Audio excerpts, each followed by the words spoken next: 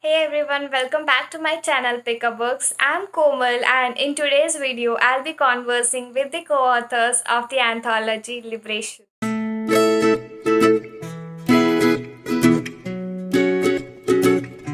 The anthology Liberation is published by Inkfeathers Publishing, edited and compiled by the very beautiful Samhitha Reddy and co-authored by many amazing co-authors. It is a curated collection of poetry and prose that takes you on a journey through the woman's innermost thoughts about aspiration, her struggles, her joys, her dreams, and everything that comes her way. The link to buy this book will be left in the description box, and all the social links of the editor and co authors will also be left in the description box. So you can check out their other works as well.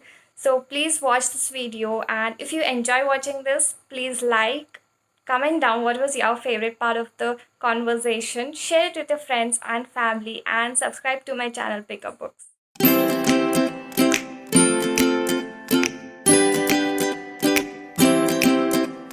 Hello. Hello. Thank you for joining in. No problem. How are you? I'm fine. How are you doing? I'm fine. Thank you. Can we start now? Yes, we can go ahead and start. Okay.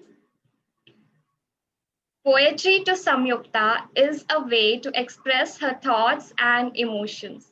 Through her work, she communicates words of empowerment, strength, and courage that can resonate in the hearts of others. Her voice can be heard through her poetry. She has authored 5 lovely poems for the book Liberation, and they are A Tale of Fire, Mother Earth, A Tale of Wind and Water, Dear Sister, and Change. I welcome you, Samyukta, and I thank you for joining in. Thank you for having me, Komal. It's a pleasure to be here. Can we start with the questions now? Yes, of course. So, my first question is that my favorite line was Fire doesn't know how to give up without a fight. It was from the poem A Tale of Fire. So, what is that fire that keeps you going? The fire I referred to in the Tale of Fire is nothing but the human spirit, the strength of the human spirit. I truly believe that one of the most beautiful qualities we human beings have is our resiliency, regardless of how much we can be bent or changed or molded, we can never really break. And it is really our drive, our passion, and our determination that keeps us going. So if we are passionate about something and we know what our cause is, nothing can stop us. And that basically is what the fire is in reference to in A Tale of Fire. I absolutely agree with you on this. You have written That's beautiful good. poems. Which is one poem that is, very close to your heart, and why? So all 5 poems I would say are very close to my heart since I drew from personal experience and the experiences of a lot of people I deem very close to me.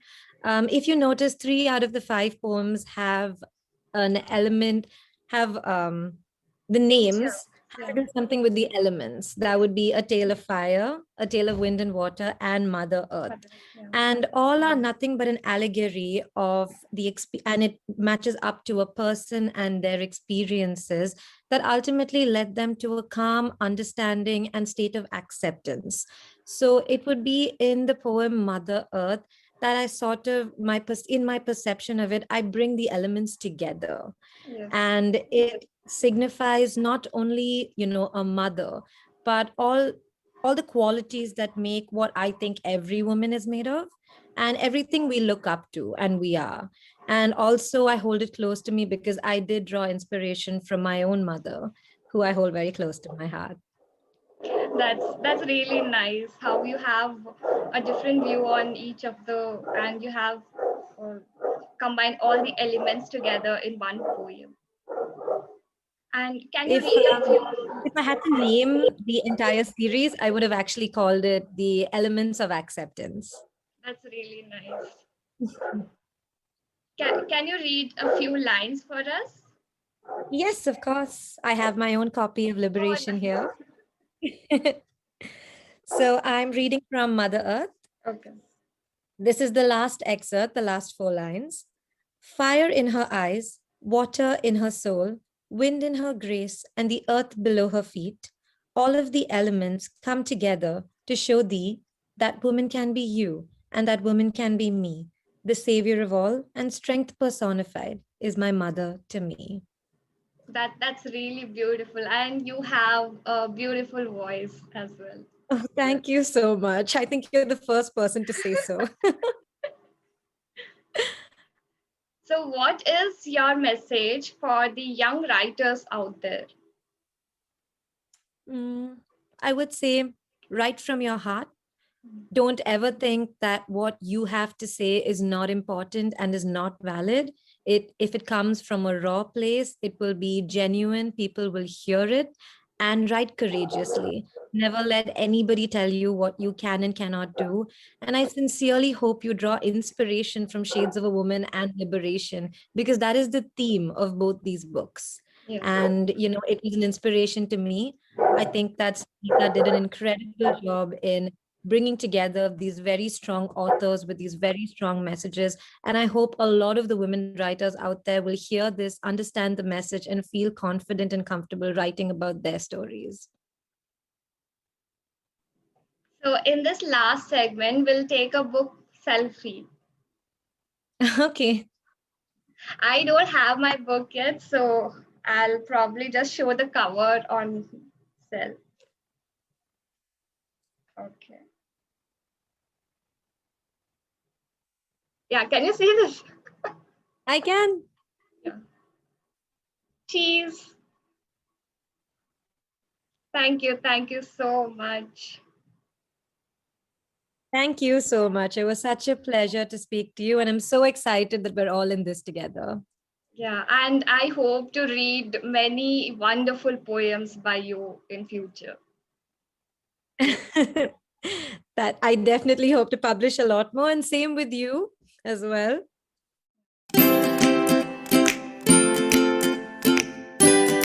So we have Riya in conversation. Riya is from Ludhiana, Punjab. She is the author of two poetry books, Shayarana Si Hai Ye Zindagi and Mere Ehsas.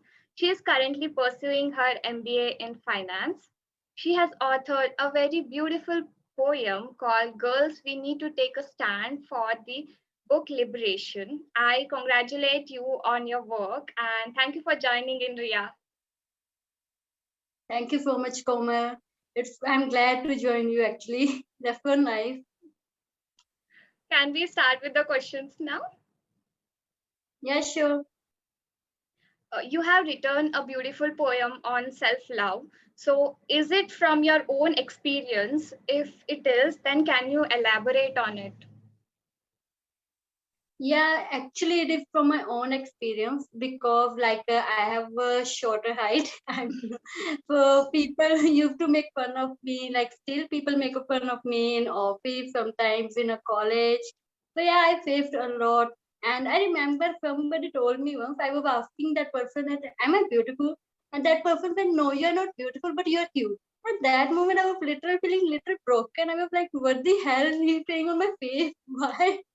But yeah, that's why I always encourage girls to take stand for themselves. So, the next question is that who are some of the strong women you admire and you look up to? It might be in your real life or someone you know.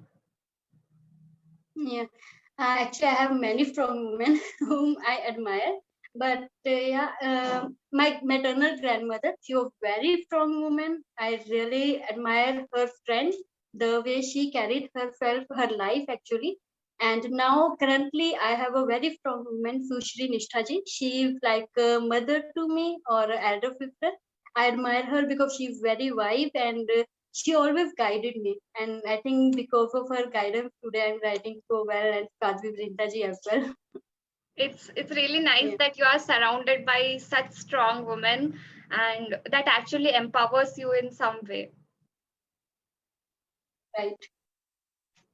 So, as you've authored two poetry books already, so do you have any favorite poem from the book Liberation? And can you read a few lines of it for us?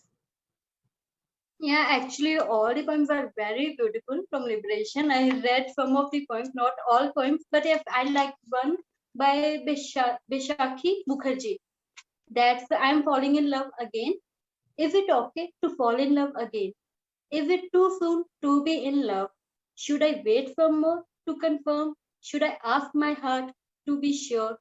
Should I think before I laugh? This is a poem which I liked a lot. I am not reading full, okay? Yeah, I think it's pretty lengthy, so it's fine. Yeah. It was a pleasure meeting you, Riya, and I hope you author many more beautiful poems and we get to read all of them very, very soon. Thank you so much, and I wish you the same. I am waiting for reading more work from you also. You're also a brilliant writer. I know that. Thank you so And much. it's my I'm pleasure flattered. to connect with you.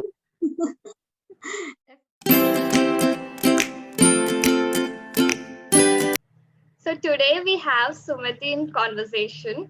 Sumati is a fun-loving and light-hearted person. She loves to travel with her family and friends during her free time. Sumati also enjoys gardening and loves to binge on spicy Indian street food. She has 20 plus years of experience in global sales and marketing with leading IT services firms. I welcome you, Sumati, and I congratulate you on your work. Thanks a lot, Komal. I think this is a very interesting initiative, and I'm glad that I'm being part of it. And I'm glad that you've chosen me to be one of your speakers today. So, can I start with the questions now? Yes, please. So, what was your inspiration in writing the story when life throws you a rainy day, play in the puddles? See, it's an autobiographical account. It's actually not a story. I just wanted to share my journey through motherhood, career, professional, personal commitments, and other commitments that you undergo as a social citizen or a social person. So I thought the platform was interesting. I thought Samhitha was doing a great job. So why not contribute towards it? And in my personal opinion, I think I did a very fairly okay job of managing my personal and professional commitments and doing fairly well as far as my career is concerned, as far as my family is concerned, and also my personal, mental, emotional well-being is concerned. So, what it contain? How did this journey unfold?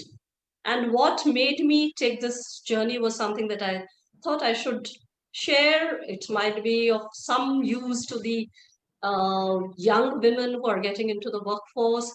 It might be also of interest uh, to other women who possibly have taken a sabbatical, would want to take a stage a comeback in the workforce again. It might also help the others who might have made their lives completely only about work or about only about family. uh, why not have all the flavors in life? So in a way I was able to do it.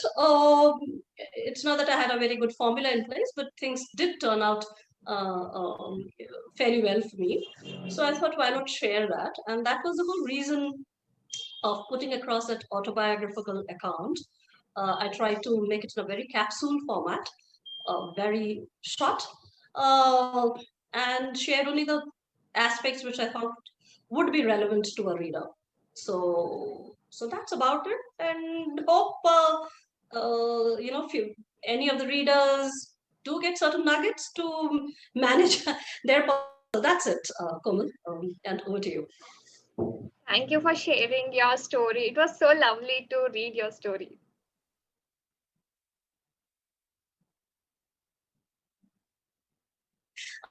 That's good. I'm sure there are many such stories around, but possibly I have taken the initiative of putting it out out there in the book format. It's great. Thank you if you've gone through that, and hope you also find something interesting to pick from that story or whatever I've written out there in that piece. So, in the ending of your story, you said that make mistakes but learn from them very quickly, and then again make a new few mistakes but never stop trying. And coming from a younger generation, we are scared to make those mistakes in the first place. So what is your message you want to convey to the young readers out there? See, life is all about taking calculated risks. And if you're playing the game, life is a game. That's how I would put it across. If you're playing the game without any risk-taking ability, then you're playing with a very standard format and very standard template. And the results or the outcome will be very predictable. Okay. And if you really want to have a fun ride, it's better to take certain calculated risks. And once you're taking calculated risks, there are bound to be certain results which are not in your favor. And you should have the tenacity and you should have the capability to accept that, because that risk taking or whatever decision that you took was your decision, or along with your family members and friends, you've taken that decision. So whatever comes as part of that package, you'll be willing to take. So when I said that you should make mistakes, I was hinting at the younger workforce or the younger women or younger generation of folks. Don't lead your life with a standard blueprint. Then there is not much of fun. Everything is very calculated. Take calculated risks, have fun during the process. You are bound to fail. And if you're bound to fail, don't expect much of help from others. Just get up, dust yourself up, and walk all over again. And when you're walking in that path, you will still make additional mistakes or newer mistakes, because you don't know where you're treading to or what you're up to. You know only certain factors, but you don't know the factors which are beyond your control. So my intent is, don't make your life so predictable. Take calculated risks, learn from your mistakes, and as you move forward, unless you become stagnated, you're not going to make any new mistakes then, because it's a very predictable format. But if you are going to be walking in the journey or making, taking additional risks or additional calculated approach or taking a different point of view, you are going to make newer mistakes. Please accept it, and life will be fun. When you look back, you would enjoy what you've done.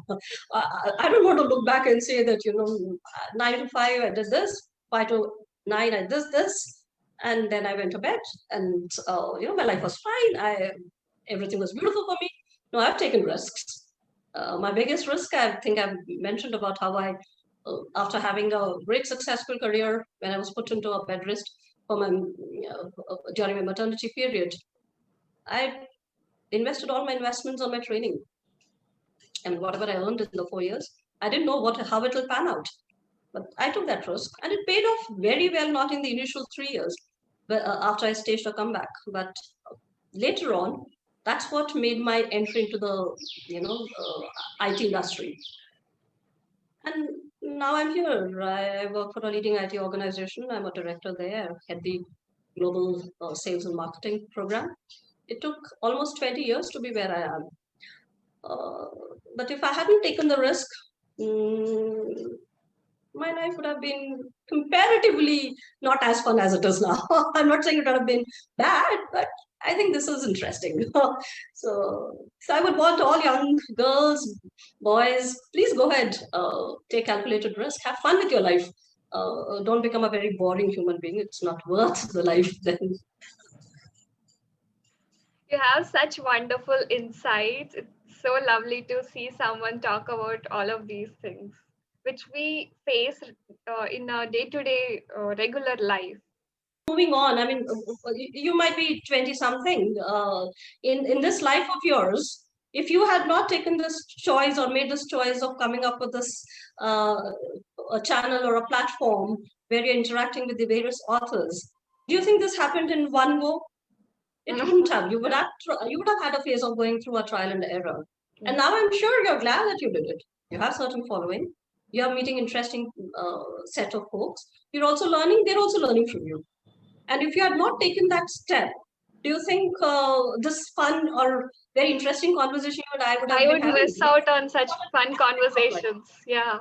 Yeah, so we should go ahead and make those bets, calculated bets. I would not say to take too much of risk and then you are unable to handle with whatever outcomes are, but take calculated risks and then accept whatever comes your way.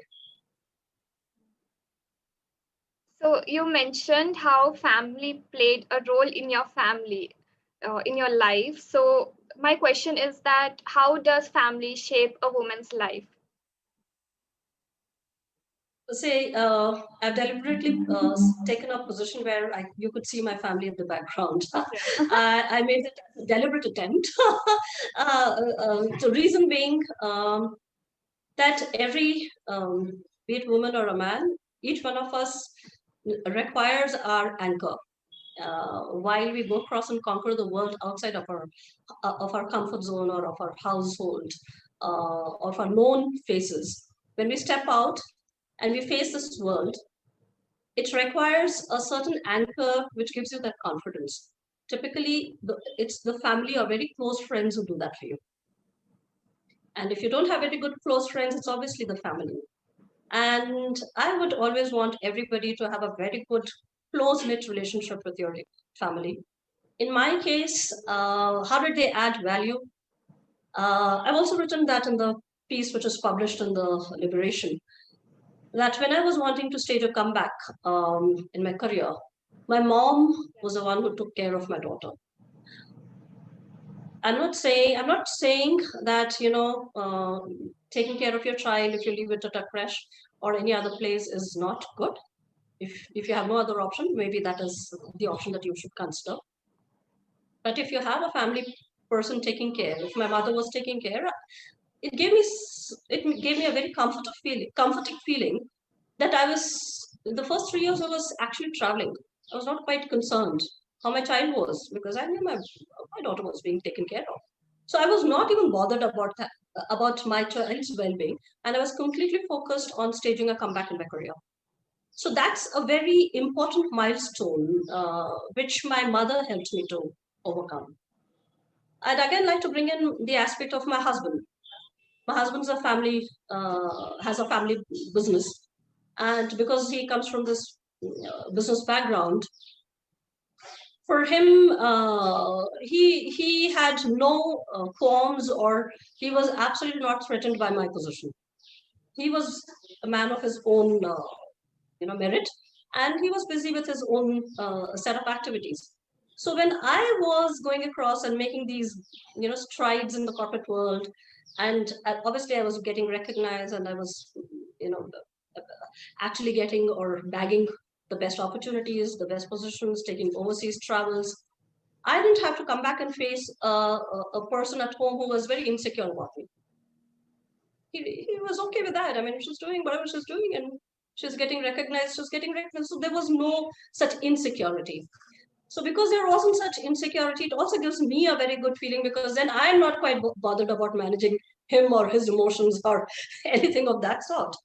So that's the second aspect, as a, this is specifically for the younger boys, when you're getting into a relationship with a younger woman who has a professional commitments, don't be threatened by her success. It's okay. I mean, choose your partner, be happy. As she also grows, you would also grow. I mean, she'll also extend you that support, as and when you are making such a, bigger stride in your professional career.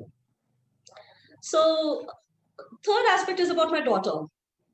My daughter, after being raised by my mother for the first 3 years, she was back with us, and then she was a very well-behaved child, and she was doing extremely well in her studies. She was doing extremely good in her sports. So she gave me this completely comfortable feeling that I was raising a very well-behaved child, and I didn't have to put so much of an effort on grooming her or making her apart from involving her in my day-to-day professional lives. On weekends I would take her to my office. So all I was trying to tell us that I've shared with you my equation with my mom, my husband, my daughter.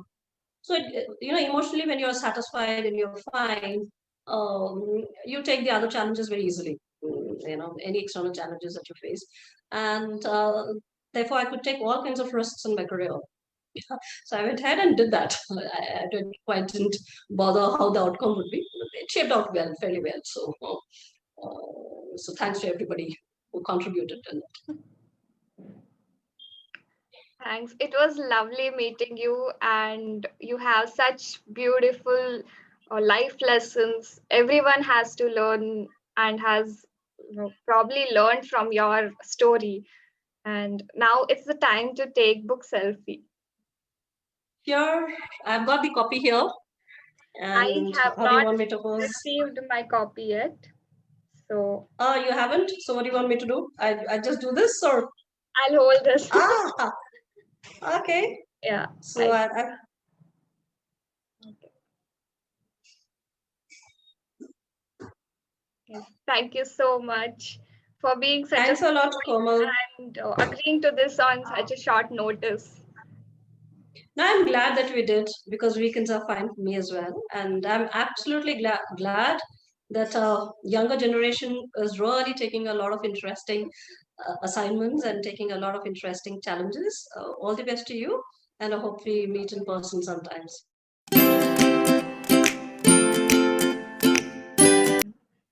So we have Chantal in conversation. She is an unconventional, artistic, and passionate about self-transformational work, tarot crazy, and loves meditation. She is currently writing her first novel and enjoys spending time in Himalayas at the feet of a master. Welcome you, Chantal, and I congratulate you on your work. Thank you, Kamal. Thank you so much. So, what inspired you to write Princeton to Queendom, and if tell us if it is a true story? Okay. Yes, it is a true story. Actually, at the time, I was a life coach working in the women's prisons of Mauritius, and I was humbled to be a medium for this divine union that took place. So if you want me, I can read 2 paragraphs of the story. Sure, yeah. From Prison to Queendom, a true story of a mother's longing and a mother's love. The metallic doors of 30 meters high unbolted, slamming shut with a loud clanging sound, the warden's keys swinging at her wrist as I walk through. It's a place that none of us want to be in. With a twist of a key, I'm locked in. Temporarily, I'm an animal trapped in a cage. A sense of déjà vu takes over my being. Nature throws me into the cells of darkness, an endless war between Lucifer and the angel Gabriel. Women punished cruelly by default, some entangled in the spider's web of drug trafficking or petty offenses, paying their dues to the laws of the land and the laws of karma. As a life coach, it had become routine, and I was now immune to the milieu. As the gates closed behind me, the woman smiled at me in camaraderie. Music classes playing loud, love songs bouncing back to my ears, all honoring their spirit and contribution to human experience. Some begging hearts whispering to me post a hidden love letter, addicts clinging to their daily dose, giving away their power to despair. And for some, the cell had become the oasis that allowed them to escape through the labyrinth of their imagination and cremation of their minds. Anju, a 30-year-old Mauritian woman with full breasts and zest for life, counted her remaining days, longing and dreaming to be free and unshackled. This cell is my castle until I reach home, she said happily. If nobody else could see it, perhaps destiny knew, and you was made for greatness. Not only was she about to leave this castle behind, soon she would become a queen. And I let you read the rest when you buy the book. I have read the story and it's so beautiful. The union, and it's just mesmerizing. Yes, it was a powerful story, and I thought it was worthwhile sharing it with the world. Yeah. So, what was your reaction when you got to know that the story is selected? I was really grateful and happy to be recognized, to become medium. And what are the things that liberates a woman and that makes her strong and independent? So, in my view, she has to become self-aware of who she is, aware of her weaknesses, so that she can transform them into making them her own strength. Yeah. And so when she is able to recalibrate herself and move from a place of victimhood to sovereignty, then she is able to take her own decisions and independently of others. So this is what I feel makes her strong and liberated. Yeah. You have framed it very beautifully. Thanks. And you said that you're working on your first novel. So, can you give some advice to all the budding authors out there? I'm myself a budding author, so it's not easy to give any advice, but from the experience along the years, because it took me years to write it, and the advice I would give is to write for yourself, because when you write for yourself, it immediately takes the pressure away to perform or to impress others. So it makes it really easier. It takes away the pressure. Yeah. Can you give a gist of what you're writing about? Okay, I'm writing about it's a fiction story, but based also on some stories which I've lived. It's happening between all my travels between India and Mauritius, and the different various experiences I've encountered on the spiritual and emotional and psychological level. Yeah. I'm waiting That's to all I'll read say it. for now. And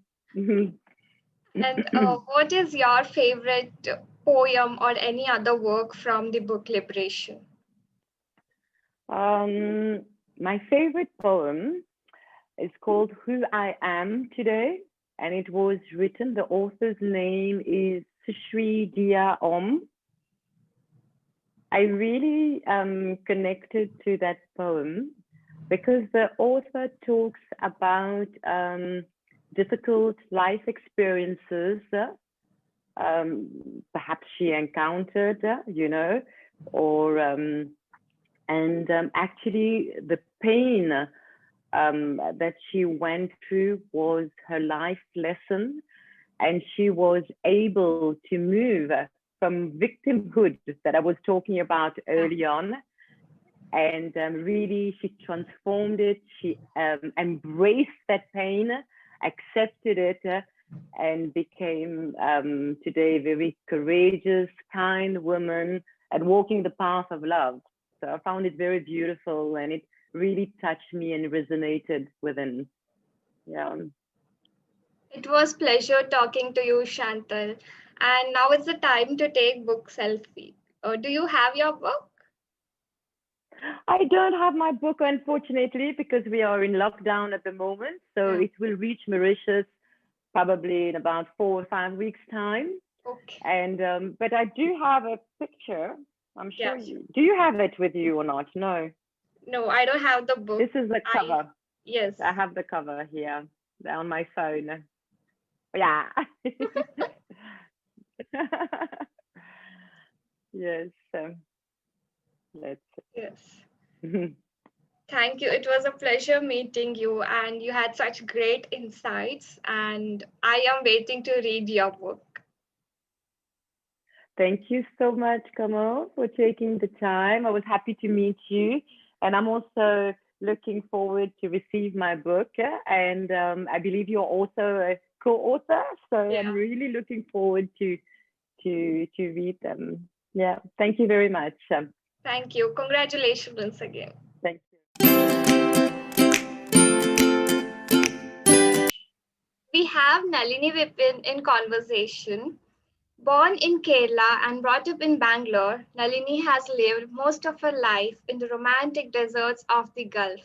A teacher by profession, she was an active member of the NGO Indian Ladies Association of Bahrain, also its president in the Sneha Silver Jubilee year 2012. She takes pride in being a member of Bahrain Poetry Club and WMC Toastmasters Club, which helped her to reinvent herself as a budding poet and orator. Traveling, interior designing, painting, and dance occupy her free hours, but poetry is her passion. I welcome you, Nalini, and thanks for joining in. Thank you, Komal. Hi. So, what inspired you to write two thought provoking poems, Defeated, Never Again, and Insane Love? What inspired me? Like an empty heart can never write a poem, right? Yeah. So I feel everything very vividly, whatever it is, whether it's a small event or a small incident or sadness or love or friendship. I'm a very, very extrovert and a person who feels everything so much. Yeah. So whenever some small thing triggers me, I just write one or two lines, maybe just 2-3 words, and I just jot it down here or there somewhere. And then when I'm free or when I get some recreational time, I must say, because I'm a housewife, full-time housewife, and I have a lot of other things also to do. And then I write a few lines. It may be in the middle of the night also. I suddenly get up and I feel like writing something. So that's how this thing happened. And Insane Love is about life. It's like a realization, right? As you're growing older, I felt, the small 1 or 2, 3 gray hairs coming, a wrinkle coming here and there. And then I realized, oh, really? I'm growing old, but I didn't feel it. But so it's like a realization, and I wanted to write, I'm not going to change over. I'm going to be the same. It's like that. And Defeated, like one days, I saw an event on TV. Like nowadays, all these things keep happening, right? Yeah. And then it really pricked my heart. I felt really upset about it. And then I was wondering why, how does all this happen in a house? And how do we let it happen? We have to make our women stronger, our children stronger. Not only we have to educate our sons and our daughters, both, not just one person, both. Yeah. They have to be strong, and we cannot let anybody exploit us. So that's, it's our body, our rules. It's not anybody else who can do anything about it. So that's how these two poems came into my mind. And I think that's it. That's it. I like how you empathize with little small events that happens around the world, and you take inspiration from those things, and that's what writing is, to vent out your feelings about certain things. So yes. Thank you for writing those two thought-provoking poems. Thank you. I'm so happy that it has come out into this anthology by Samhitha. It is like, I felt so proud and happy when I got the book, and I said, oh my God, it's come out, published, like that, So she did a great job. And most of all the co-authors, actually, it's all different aspects in their life, I think, which they have brought out, right? Yeah. We usually write something which we can see or feel, not something abstract, right? Most of the poets, I think, do it that way. So while we're talking about other authors and poets, which is your favorite poem from the book Liberation? And can you read a few lines of it for us? Yeah, from the book Liberation, I liked. I liked this Undo Everything by RTP. Yeah. You know, it's written, uncelebrate the day with gifts and flowers on a single day. For what use are these? You are a diva every single day. I believe that actually, so I liked it a lot. Unstoppable, a roaring eagle, you should be. You own your destiny. Dare anyone stop there? Stop thee. Undaunted you should be by this judgmental society. Useless tongues waddle, nothing but fake empathy. So that's the first few lines from this poem, Undo Everything. But I would like to read a few lines from Insane Love, that is about life. Okay, so that's my poem. So the last few lines, you know what I told? Life, to my tunes, I made you dance tirelessly, wrapped you around my little finger. The gates we played were oh so challenging, beckoning, trapping, freeing, embracing. Tightly I hold you closer to my chest, as lyrics of a song, pictures of a memory. With the glee of a child filling my smile, I realize you are nothing but insane love. So life is insane love till the last breath we take. That's what I believe. You have a beautiful voice and you express all your emotions through those words, and it's so wonderful to hear you say those few lines. Thank you. Thank you. So my last question is that you are a member of Bahrain Poetry Club. So what role does poetry play in your life and how did it shape your life? Poetry, Bahrain Poetry Club. Actually, since I was a little kid, I loved poems. And I must thank my school teacher, Mr. Wood, and the whole faculty over there where I grew up and where I studied. I still remember how he taught us the highwayman, you know, with those expressions and that full acting out and all that. So it was always ingrained in my mind. But I think as we grew up and life takes you here and there, you forget to write. You get on to many other things. But then when I was in Bahrain, I started writing a few poems here, there, and everything. And then we, a few like-minded people, we formed the Bahrain Poetry Club. And there we got so much of encouragement and appreciation to write. And people appreciated your poems. Then we appreciated other poems, the real classic ones and all that. It made you think so much. So from there, my love for poetry became more and more. And then now I write quite often, very often actually. So that's about the Bahrain Poetry Club, which helped me grow as a poet. Thank you for joining in, Nalini. It was a pleasure meeting you. So now it's time to take a book selfie.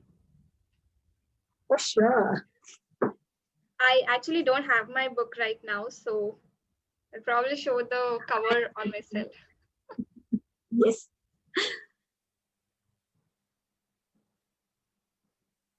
Thank you so much once again. And I congratulate you on your work and all the best. We can probably soon read more of your poems. Thank you. Thank you so much. And look forward to seeing and talking to you again. Yeah.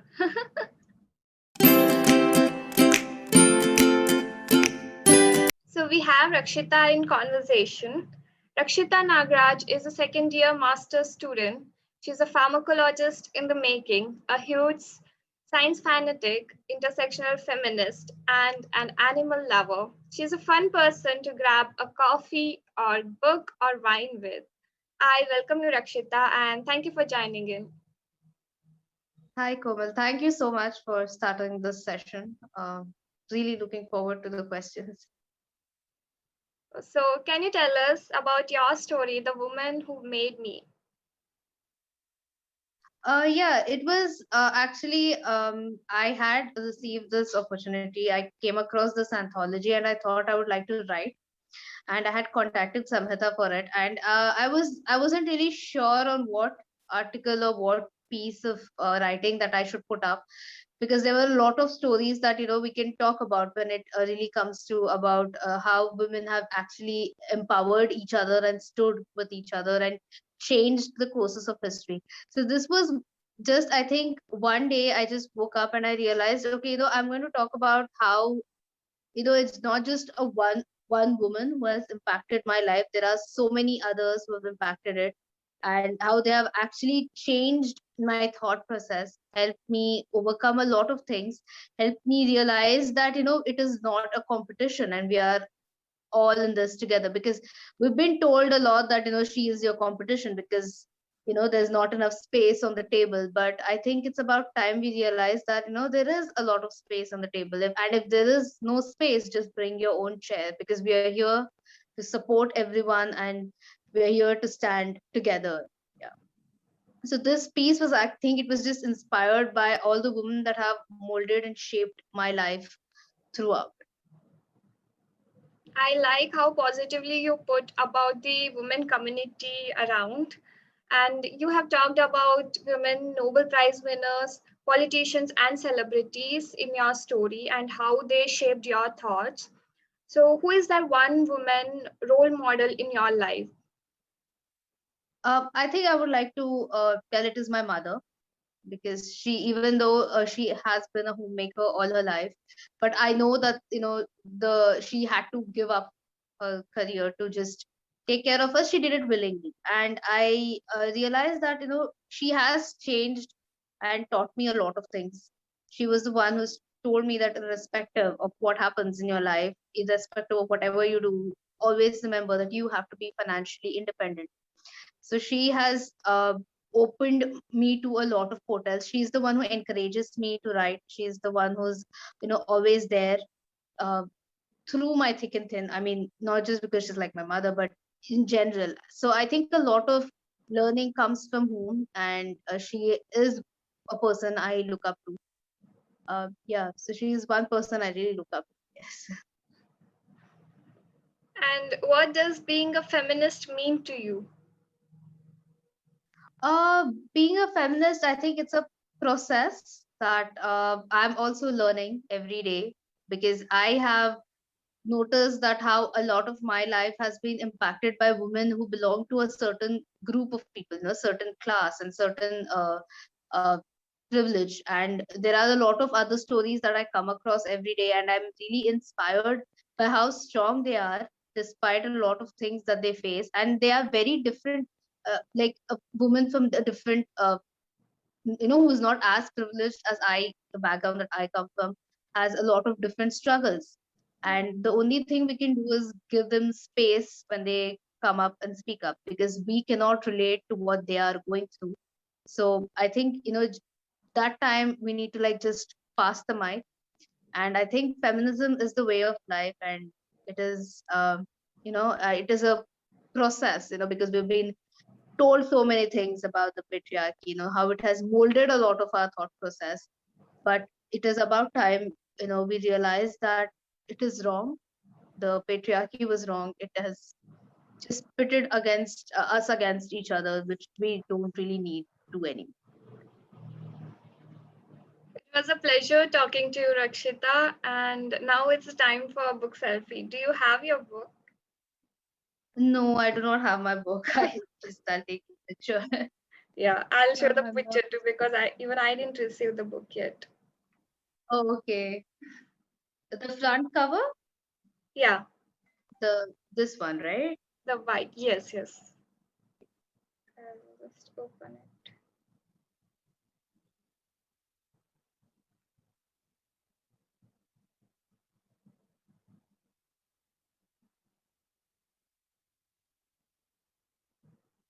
Yes. Can you like not hold it in front of your face? Yeah. Okay. Yeah. Perfect. Thank you so much, Rakshita, for giving your time and for joining this initiation. Yeah, thank you so much for doing this. This is really good. Yeah, Thank thank you. So we have Maxine Mathew in conversation. She is an ardent bibliophile. When not swamped with her work as a content manager in a market research firm, she loves to cozy up on a sofa with a book and a strong cup of tea. Her other interests include reading Shakespearean tragedies, painting, and binging on sitcoms. I welcome you, Maxine, and thanks for joining in. Thanks for inviting me. So, can you tell us what your story, The Garden Snake, is about? Okay, so the garden snake is about two generations of women. So one generation, the older woman who has forged her own path, who has flouted all societal norms, uh, and is this confident, perfect idealization of this modern woman.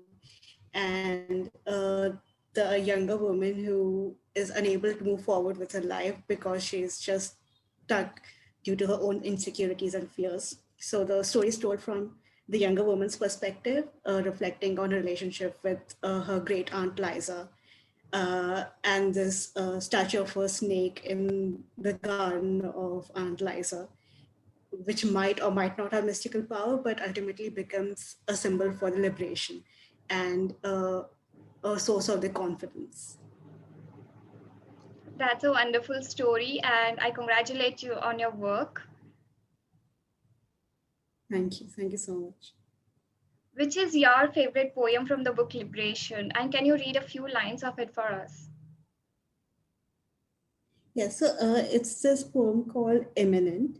It basically talks about how women are told to just calm down, like just shove their emotions inside. You shouldn't be too happy, you shouldn't be too angry. And she talks about that, about like just putting in emotions, every hard feelings just inside. And till the point you can't take it anymore and you're at a moment of bursting. And she does this like beautifully through the imagery of a black hole. I'll just read a few lines from that. So this is Eminent by Padma.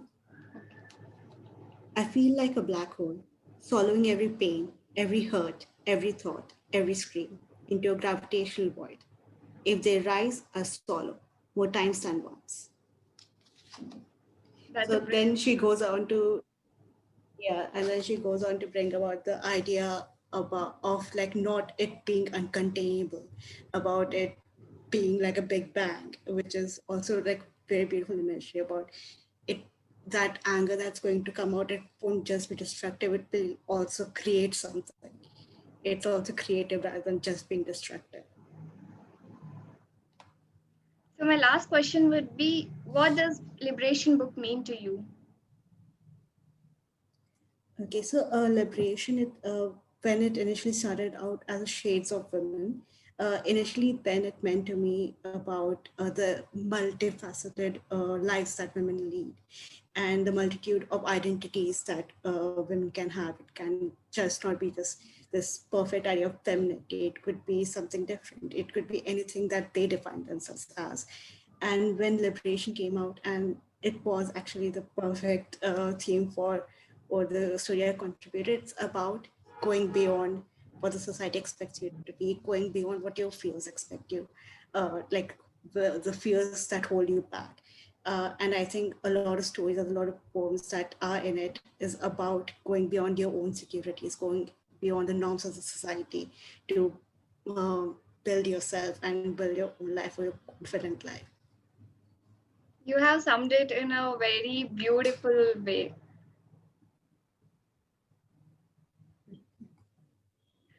So it was a pleasure meeting you, Maxine, and now it's time for the book Selfie.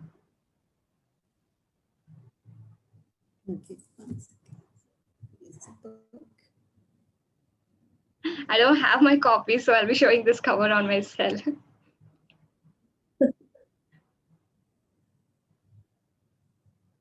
Yes. Thank you so much for joining in, and it was wonderful to meet you. And I hope I could meet you in person someday.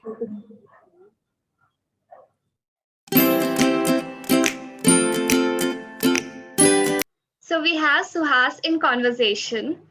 A typical corporate droid chasing materialistic dreams turned mountain dweller.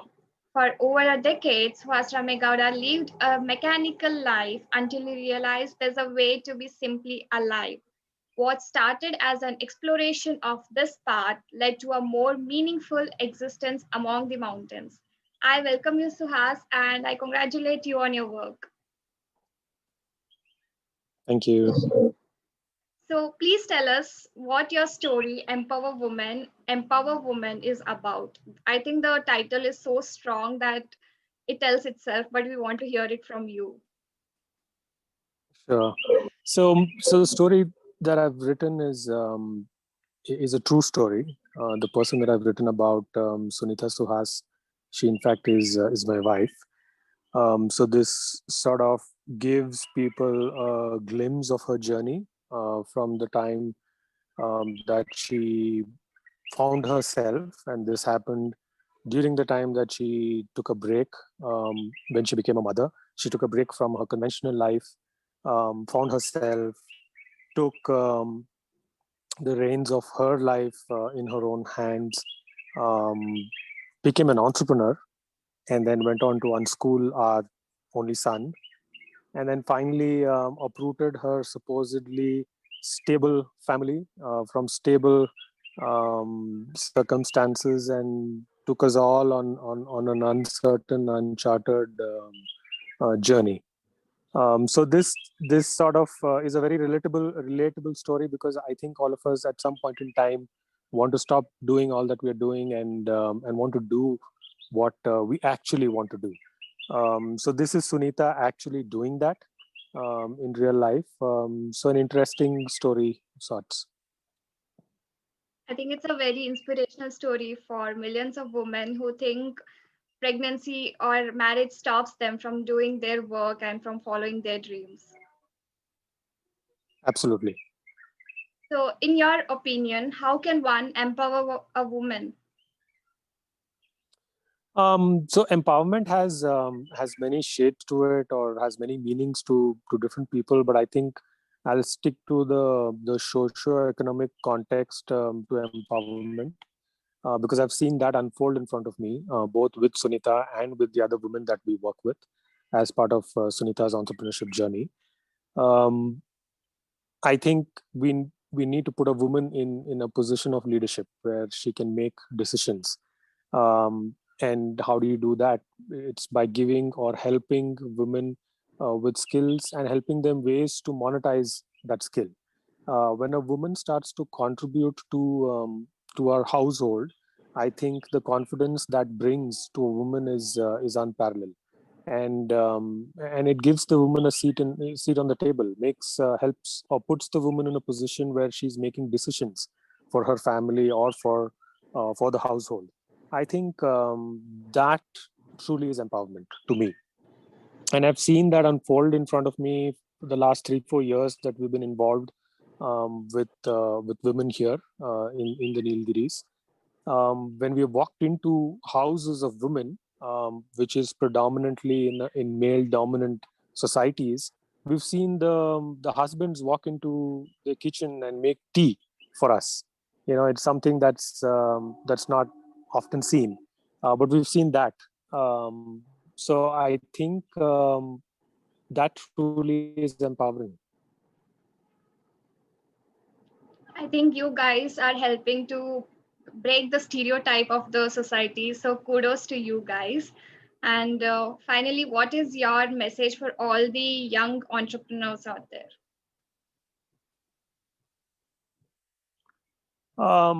So if you're asking specifically for women entrepreneurs, if you're a woman, you're an entrepreneur, then you've already made that step. You've already made the jump. So I would, then say that just hang in there because you're meant to be there. I think there's been enough of study and enough of research and enough of papers written about how women are engineered to be more successful than men. My fraternity would not be very happy hearing this, but I personally think women are engineered to be more successful than than men. In fact, there's a study which says how women have a far more higher return of investment than men. So hang in there, you're in the right space. But just one thing that they should keep in mind is, and that's the title of this story as well, that it takes an empowered woman to empower other women. So take along the other women around you, along your successful journey. I think that would make the journey more fulfilling. It was a pleasure talking to you, Suhas. And now it's the time we take the book Selfie. Oh, yes. I have my copy with me.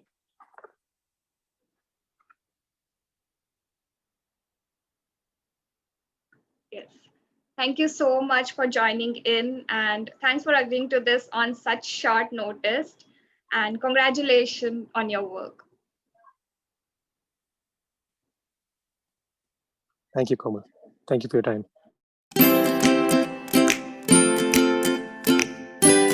So we have Munmun in conversation. She is a CFA by profession, hails from the city of Lakes, Bhopal, and now currently residing in Dubai. She loves wearing many hats. She is an avid and versatile writer, an author, and a blogger. A dreamer with a passion to establish her benchmark in writing. When she's not writing, she indulges her children, husband, and loved ones with sumptuous food, with a curious mind trying to witness art in everything possible. Her inner wisdom of being empathetic and caring towards her loved ones makes her a wonderful human being to be around. She loves writing fiction as well as non-fiction articles inspired by real events. She wants to branch out into different genres of writing as she believes in versatility. I welcome you, Munmun, and I congratulate you on your work.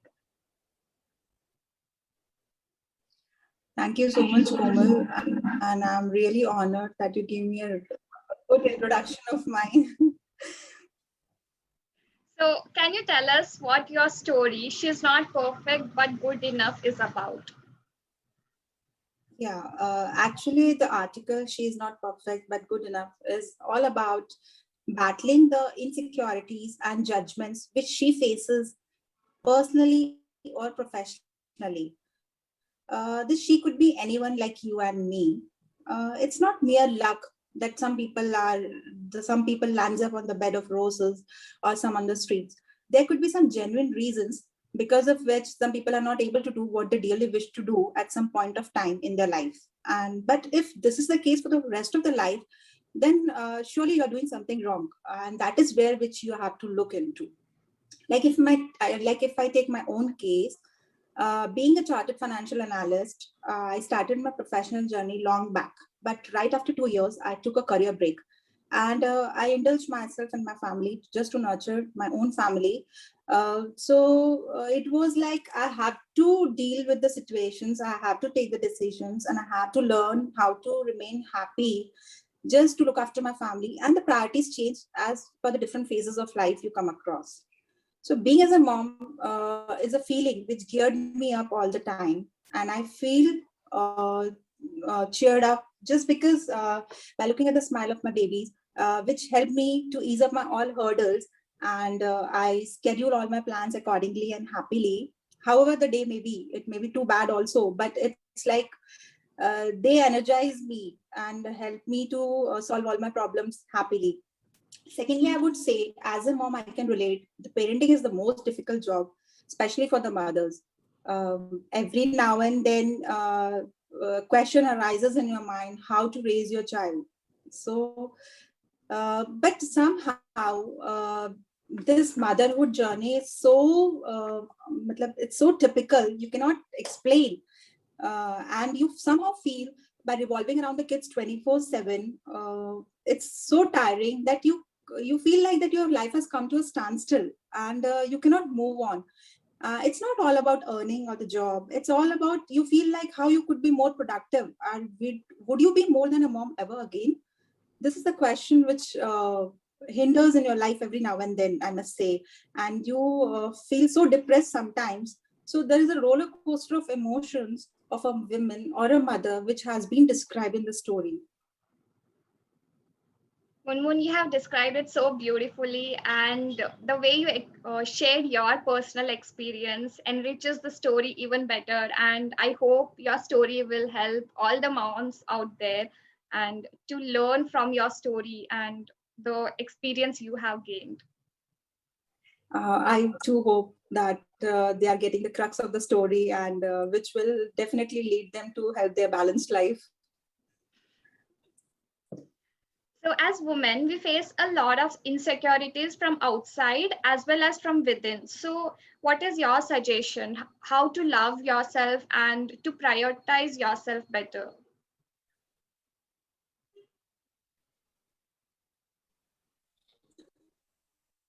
Well, I would like to answer this question firstly on the wider aspect. Then I would come to my most easiest thing is to be what you be yourself, what you are. Don't represent or pretend what you want to be in your life for as per others. It's not, you never need any validation or recognition just to prove yourself. You cannot please everyone around you, and you cannot you cannot fulfill all everyone's expectations. So it's your own journey, and never just give up by giving your best, just if someone is not able to give you the credit what you desired. So there are so many people who are struggling in the field where they are and where they are not naturally meant to be, but they have to do just because of their survival, or just to get money, because money is the most means to an end. But what this is what I feel, this is the main problem which leads to various insecurities. But how to deal with this problem is the basic question.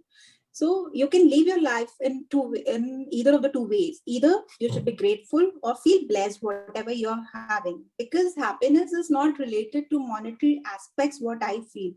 Because you cannot judge everything around in the monetary on the monetary basis. And can anyone tell me, man, what is the definition of how much more and how much less? There is like happiness cannot be gained. It's just a moment which make you feel content. But if you think about long-term happiness, which cannot be gained through materialistic aspects. So the basic thing which you need is the peace and satisfaction in your mind, which only comes if you feel grateful, if you feel content in your life, and if you learn to prioritize the things, schedule your timings, take out your me time, and do whatever you wanted to do. Secondly, if you're capable enough and if you can afford that the field which you are in you don't want to do, just take the decision, skip that field and follow your passion, so that you get ultimate happiness. The basic thing is, if you are happy, you can keep everyone happy around. Otherwise, if you're not satisfied in your life, you won't be able to satisfy others. Live in the present, don't struggle for the future. Now, if I come to my own story, for example, a woman or a mom's guilt, if you talk about, is basically, if, for example, if you take a homemaker mom, so she faces like, if she is so much educated, and she could have earned, and she could have been a helping hand to her husband, and she could have given a more better life to her kids just by earning more. So this is the guilt which she is facing. On the other hand, if we talk about the working mom, she is facing that she is not able to spend a quality of time with her kids or her family. So it's like we are not able to win ourselves in any of the situation. So it's just in your mind. It's nothing, nothing else. So you have to win over yourself. So learn to prioritize everything, whatever you feel. If I talk about myself, I was not more than a diary writer ever. And I never thought I would come across writing the blogs or anthologies or the articles for the magazines, or I will come with my own book. Yeah, there was a thought I used to keep telling my mom that if ever I will get a chance, I will write a book on my own life. But it was just a thought in my mind somewhere else. But somehow, if I've reached this position, I would say, firstly, I'm thankful to God for whatever I am. Secondly, my family was so supportive. And thirdly, I would say that I have some jewels in my life as my friends who have all, if I keep on count, the list is endless. So it's like the thing is that learn to focus on yourself, all other rest things which fall at its own place. This is what I can say. I really loved how you analyze things and how you told this your opinion through working women and non-working. And I love the quote that you said, if you're happy, then you'll make others happy. And if you're not satisfied with yourself, then how can you even think about satisfying others? And it's a wonderful piece of advice. Thank you for sharing, Munmun. So my last question Thank is, you. what does the book Liberation mean to you? Liberation is basically freedom from limits on own thoughts and actions. It's not, if someone judges you, it's not about you, it's about them and their own insecurities, limitations, or needs. And if something hampers you or troubles you mentally or physically or spiritually, I would advise treat it as a poison, because and try to disconnect it from yourself. And if you particularly talk about the book is basically based on the women, and it's like she is not a burden, and not even she's a pariah dhan. So I would request the society, please pave the way to a freedom. And lastly, I would say Samhitha is one of the best editor I've worked with. She's a very easygoing person, always helpful. She has compiled all the stories beautifully, and the nuggets which she has taken in a book is definitely going to be worth it if you really buy and read it. Lastly, I would like to thank Inkfeathers publishers who have given me this opportunity to present my own opinion and get the recognition all over the world. Thank you so much. It was pleasure talking to you, Munmun. And now is the time we take the book Selfie. Yeah, sure. As I haven't received the book just because of the scenario going on, so I would like to share the book through my phone. Sure.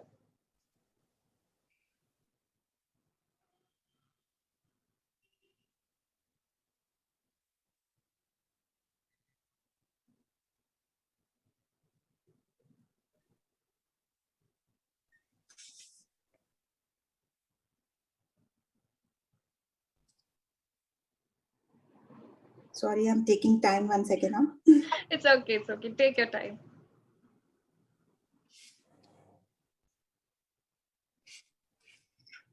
This is how my book is. Liberation. Yes.